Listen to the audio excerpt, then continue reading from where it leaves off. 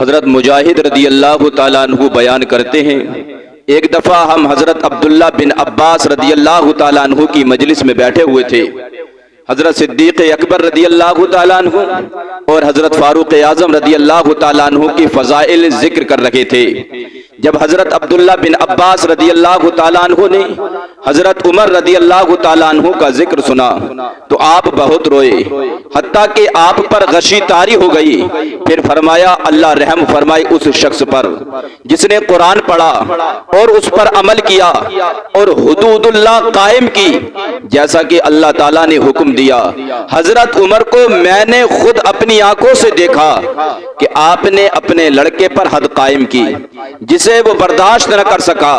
لوگوں نے کہا، بیان کرے وہ واقعہ کیا تھا، اس کی کیفیت کیسے ہے؟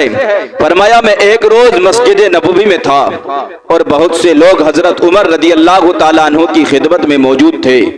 ایک جوان لڑکی آئی اور کہا، السلام علیکم یا امیر المؤمنین۔ فرمایا، وعلیکم السلام ورحمۃ اللہ، کیا تجھے کچھ کہنا ہے؟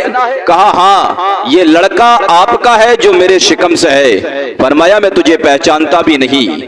لڑکی رونے لگی اور عرض کی، یا امیر المؤمنین، اگرچہ یہ آپ کے پشت سے نہیں لیکن یہ آپ کے لڑکے کا لڑکا ہے۔ فرمایا، حلال سے یا حرام سے؟ عرض کی، یہ لڑکا حرام سے ہے۔ فرمایا، یہ کس طرح؟ ذرا اللہ سے ڈر کر سچ سچ بیان کر۔ عرض کی، اے امیر المؤمنین، عرصہ ہوا میں ایک روز بنی نجار کی باغ سے گزر رہی تھی کہ آپ کا لڑکا ابو شہامہ بحالت مخمور میرے پاس آیا اور شراب اس نے یہودیوں کی قربان گاہ سے پی تھی۔ اس نے مجھے برگلایا اور باغ کی طرف کھینچ کر لے گیا اور میرے ساتھ زیادتی کی اور مجھے غشی طاری ہوئی۔ میں نے اس معاملے کو اپنی چچا اور ہمسائیوں سے چھپایا حتیٰ کہ مجھے زمانہ ولادت محسوس ہوا اور میں فلاں مقام پر چلی گئی اور وہاں میں نے یہ لڑکا جنا۔ میں نے چاہا کہ اسے مار ڈالوں مگر مجھے ندامت آئی، سو اب آپ میرے اور اس کے درمیان فیصلہ کر دیں جو بھی حکم الہی ہو۔ حضرت عمر رضی اللہ تعالیٰ عنہ نے منادی کو حکم دیا، اس نے ندا کی اور لوگ مسجد میں جمع ہو گئے۔ حضرت عمر رضی اللہ تعالیٰ عنہ نے فرمایا، آپ لوگ متفرق نہ ہونا، آپ لوگ یہاں سے جدا نہ ہونا، آپ لوگ یہاں سے نہ جانا، میں ابھی آتا ہوں۔ اور عبداللہ بن عباس رضی اللہ تعالیٰ عنہ سے کہا، تم میرے ساتھ آؤ۔ پھر آپ نے مکان پر آ کر پوچھا، کیا یہاں ابو شہامہ ہے؟ کہا، ہاں، وہ ابھی کھانا کھانے بیٹھے ہیں۔ آپ اندر گئے اور کہا، اے فرزند من، کھانا کھا لو، شاید یہ تمہارا آخری کھانا ہو۔ حضرت عبداللہ بن عباس رضی اللہ تعالیٰ عنہ فرماتے ہیں، میں نے دیکھا کہ لڑکے کا چہرہ متغیر ہو گیا اور کانپ کر لقمہ ہاتھ سے چھوٹ گیا۔ آپ نے فرمایا، اے فرزند من، میں کون ہوں؟ عرض کی، آپ میرے والد اور امیر المؤمنین ہیں۔ فرمایا کہ تم پر میری اطاعت کا حق ہے؟ کہا، ہاں، مجھ پر آپ کے دو حق واجب الادا ہیں، ایک والد ہونے کی حیثیت سے اور ایک امیر المؤمنین ہونے کی حیثیت سے۔ فرمایا، میں جو پوچھتا ہوں تم سچ سچ بتانا کہ تم کسی وقت یہودیوں کی قربان گاہ میں گئے اور وہاں تم نے شراب پی؟ کہا، مجھ سے ایسا ہوا ہے اور میں اس سے تائب ہو گیا ہوں۔ فرمایا، مومنین کا رائس مال توبہ ہی ہے۔ پھر فرمایا، فرزند، میں تم سے اللہ تعالیٰ کی قسم دے کر پوچھتا ہوں کہ تم بنی نجار کے باغ کی طرف گئے، وہاں تم نے ایک عورت کے ساتھ بدکاری کی ہے؟ یہ سن کر ابو شہامہ ساکت ہو گئے اور رونے لگے۔ فرمایا، فرزند من، شرم کی کوئی بات نہیں، سچ بولو، اللہ سچ بولنے والوں کو دوست رکھتا ہے۔ عرض کی، ہاں، مجھ سے ایسا ہوا ہے اور میں اس سے تائب ہوں۔ جب آپ نے ان کا یہ کلام سنا تو آپ نے انہیں پکڑ لیا اور غریبان پکڑ کر مسجد کی طرف لے کر گئے۔ ابو شامہ نے کہا، اے پدر من، آپ تلوار لے کر میرے ٹکڑے ٹکڑے کر دیجئے مگر مجھے رسوا نہ کیجئے۔ فرمایا، کیا تم نے یہ آیت نہیں سنی ہے؟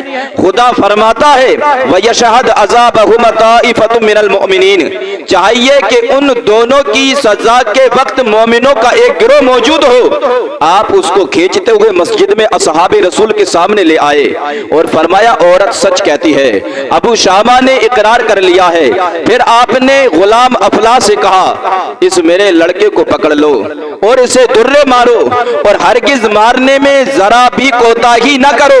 अफला रोने लगे और कहा मैं ये काम न कर सकूंगा।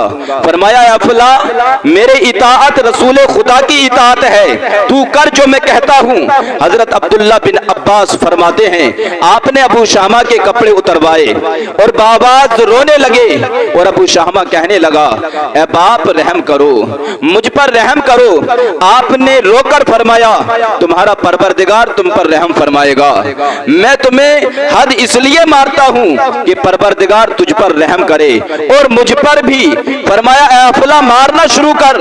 उसने मारना शुरू किया और अबू शामा फरियाद करते जाते। जब अफला 70 तक पहुंचा तो अबू शामा ने कहा ए पिदरे मन मुझे एक घूंट पानी पिला दीजिए। फरमाया फर्जंदे मन अगर परवरदिगार तुम्हें पाक कर देगा हजरत मोहम्मद सल्लल्लाहु तआला अलैहि वसल्लम तुम्हें हौजे कौसर का पानी पिलाएंगे जिसके बाद कभी प्यासे ना होगे। फिर फरमाया ए अफला मारो। जब 80 तक नौबत पहुंची तो अबू शामा ने कहा अब्बा जान आपको सलाम हो। फरमाया तुम पर भी सलाम हो। अगर तुम हजरत मोहम्मद सल्लल्लाहु तआला अलैहि वसल्लम से मुलाकात करो तो मेरा सलाम भी उनको कहना और कहना उमर कुरान पढ़कर उस पर अमल करता है और मैं उसको हद कायम करते हुए छोड़ आया हूँ। फिर फरमाया अफला मारो। जब 90 तक नौबत पहुंची तो अबू शामा खामोश और ज़ईफ हो गए और जबान बंद हो गई। असहाबे रसूल ने कहा अब जो हद बाकी रह गई है उसको दूसरे वक्त पर मुअख्खर कर दीजिए। आपने फरमाया गुनाह में देर नहीं की तो हद में क्यों ताखीर की जाए। किसी ने अबू शामा की माँ को इत्तला कर दी। रोती हुई आई और कहने लगी बाकी जितने दुर्रे रह गए हैं हर दुर्रे के बदले पैदल हज करूंगी, सदका दूंगी। फरमाया हज और सदका हद का कायम मकाम नहीं हो सकते। अफला हद पूरी करो। जब हद का आखिरी दुर्रा लगा तो अबू शामा चीखे और जमीन पर गिर पड़े। आपने उसका सर गोद में ले लिया और रोकर फरमाने लगे बाप तुझ पर कुर्बान, तुझे हक ने कत्ल किया है। जब लोगों ने पास आकर देखा तो रूह परवाज कर चुकी थी। ये बड़ा सख्त दिन था, लोग धाड़े मार मार कर रो रहे थे। हजरत अब्दुल्ला बिन अब्बास फरमाते हैं जब 40 दिन गुजर गए तो हुज़ैफा बिन यमान सुबह को हमारे पास आए और बयान किया कि मैंने अबू शामा को नबी करीम सल्लल्लाहु तआला अलैहि वसल्लम के साथ देखा और वो 2 सब्ज जुब्बे पहने हुए हैं। और हुजूर ने फरमाया उमर को मेरा सलाम कहना और कहना इसी तरह अल्लाह ताला ने तुम्हें हुक्म दिया है कि कुरान पढ़ो और हद कायम करो। और अबू शामा ने कहा ए हुज़ैफा मेरे वालिद को मेरा सलाम कहना और कहना कि अल्लाह आपको पाक करे जिस तरह आपने मुझे पाक किया है।